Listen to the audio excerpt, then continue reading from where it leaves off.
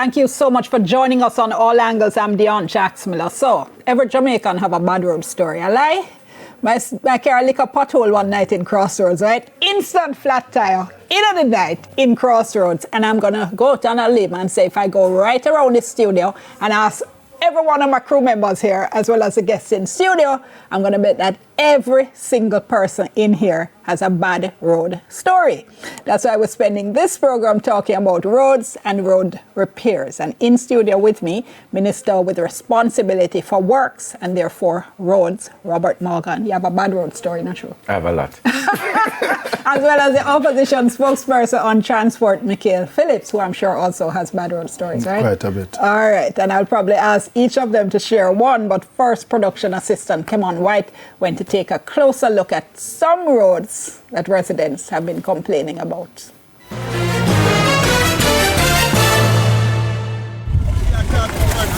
Potholes and poor road conditions in Jamaica have been a problem for years, posing a significant threat to road safety.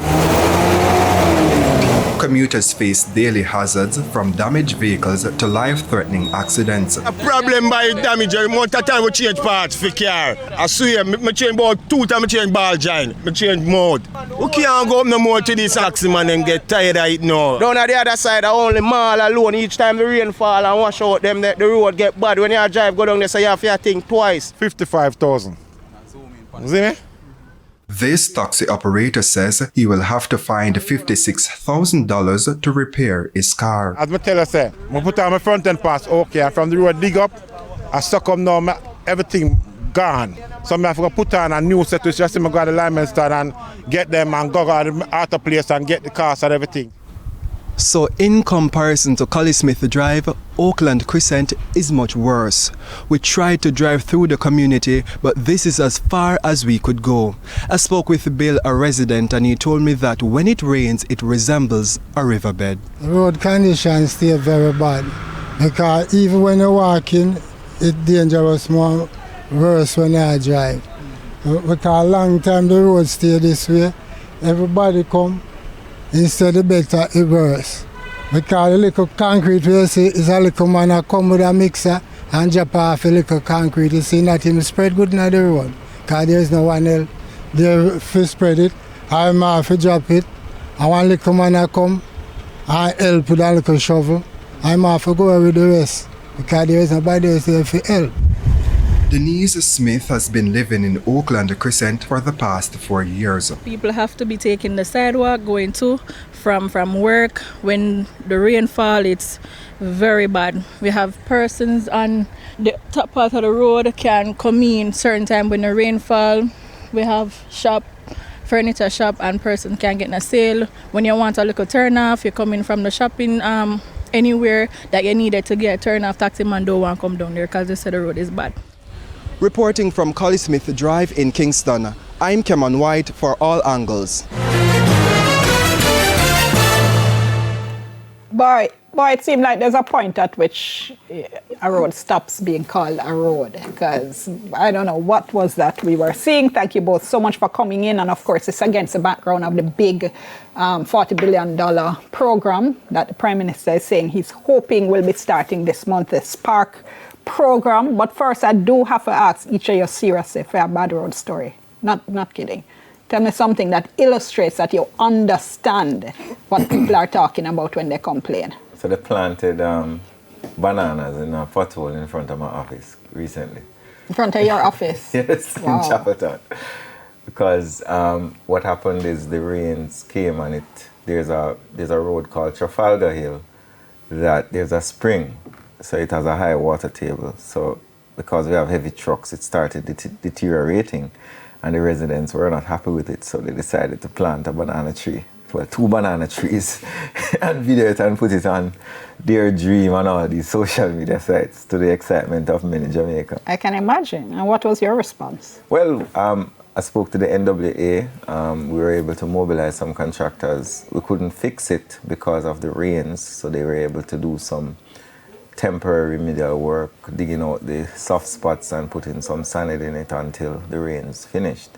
It requires significant resources to fix, but which we don't have at the time, but we're seeking to find a way to fix that. All right. Mikhail Phillips? In the space of about, 2-3 days?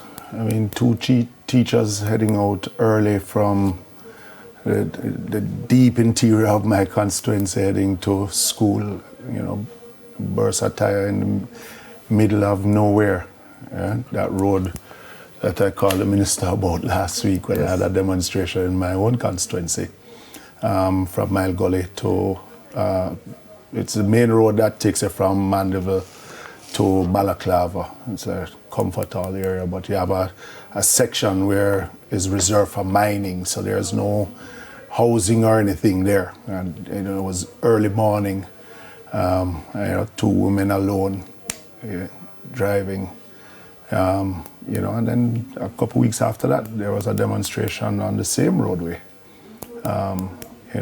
It's telling you that, boy, there comes a time when your road surface just gets to that point where persons, the vexation index, I would call it, get to a point of just no longer where they respect what the MP says, but they want to see action. Yeah, because it affects people's lives in so many ways. So we have this program starting now, Minister, $40 billion over 2 years, the government says, and the government says they're going to be using all kind of technology for this to work. We can get into the details, but I think the first point is, why should people believe that this will be anything other than a short-term fix, especially election next year? Because it wasn't announced due to an election. It was actually announced in the 2023-2024 budget by Dr. Nigel Clark. But bear in mind, we know know when election coming up. Yeah, but I mean, so the timing at least is going to be viewed as suspicious. The fact of an election coming should not and cannot prevent us from doing the work of the people.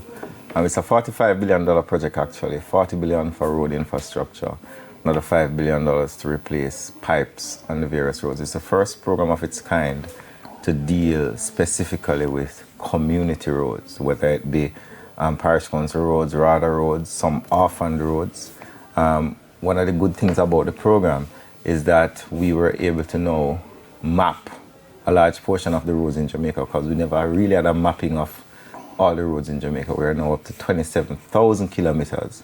Initially, we thought it was about 22, and we're able to find some of what you call orphan roads, where, like, for example, housing schemes, a lot of housing scheme roads are... Sorry, back up a little bit for me and explain for my viewers, because you mentioned there are community roads, RADA roads, orphan roads, as opposed to the main roads, the works agency roads. Roads are divided into various categories. So you have the main roads, for example, the road from Spanish Town to Maypen. That main road is a main road. It's called an A1 road.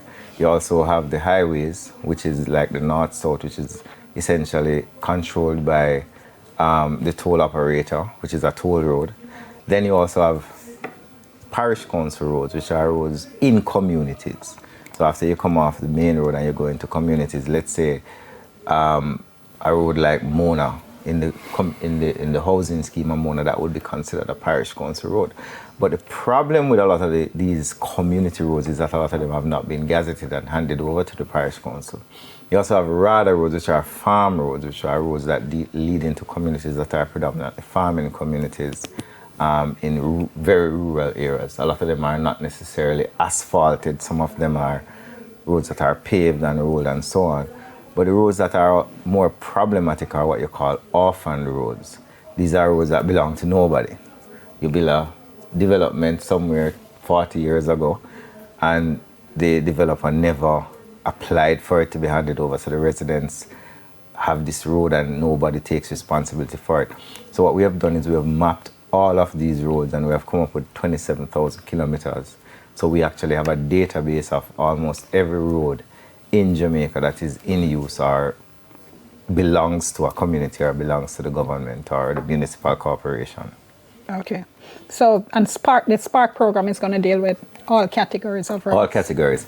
What we've been doing is we're going to have to gazette parish council roads and hand them over temporarily to the National Works Agency, because there's a legal restriction against the National Works Agency fixing a parish council road, because those are governed by the parish council. All right, hold that thought a moment. Michael Phillips, this issue of the different types of roads and who fix what, has attracted criticism as being inefficient. Is it a categorization you support, or should we have all roads under one central authority? Well, I've said it even in my last sectoral presentation, that for the efficient execution of works on all roads, because of the various categories that you have, especially the municipal council, which has 3 times more roads than the National Works Agency.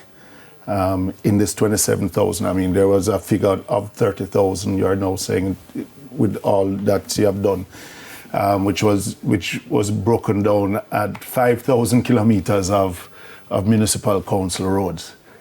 No, 5,000 kilometers of NWA roads to about 20,000 kilometers of municipal council roads. Yeah? Is to bring all roads under one road authority. Taking away that differentiation between the municipal council roads and the NWA roads. Because if you look at what tends to happen, those that the minister referred to as A1 roads are like your Spanish Town bypass, Winston Jones Highway in Manchester, going down Spur Tree towards Negril. But then the interlands, you spend less on those municipal council roads within the communities themselves. So our proposal is to put everything under one road authority, and then look at the funding, how you bring the funding that the municipal council will get vis-a-vis to what the National Works Agency would get from central government, and see how best that you put in a proper road maintenance plan. Because that's the issue that I have even with the Spark, is that after spending this money, how it is that we're going to be maintaining these roads. All right, just before you go there, Minister, on that issue, is that something the government thinks needs any kind of change? So there are discussions about whether or not the government should take over central government. So you have local government and central government. So there has been discussions and there has been contemplation within the government from a policy perspective as to whether it would be more efficient for the government to say, listen, all of these roads belong to the government. But then you have the question of what is the role of local government? And then you also have the question of what do you do with the farm roads? What do you do with private roads? So there has to be a discussion and a consultation within the society.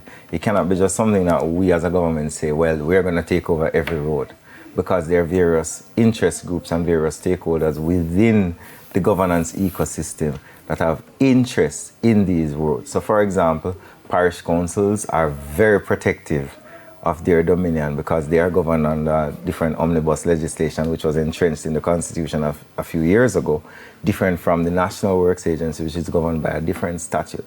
And I know of incidents where in the past, the NWA has gone in and tried to repair a road, and we got written to by a mayor from a parish council saying you're trespassing on the works of the parish council. So it's not as simple as just government saying, okay, we're going to take over a road.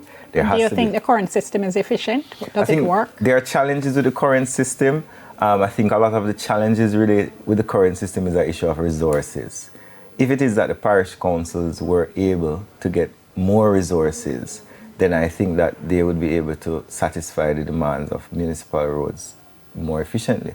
But a big part of the challenge that parish councils face is a lot of people are not paying the necessary taxes that they should pay, for example, property taxes, which go into building out roads and repairing roads, which is why a lot of the time you see the central government has to be subsidizing the work of the parish council.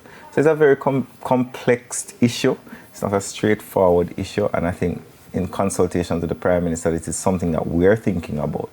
In the Spark program, we are going to be gazetting the roads that we're going to be fixing, transferring them from parish council to the government to ensure that we have the legal authority to be able to repair these roads. Whether that will continue. So everything will be transferred, at least temporarily, to Works Agency? What we are going to be repairing. So let's say we're going to be repairing 600 roads, which are mostly community roads.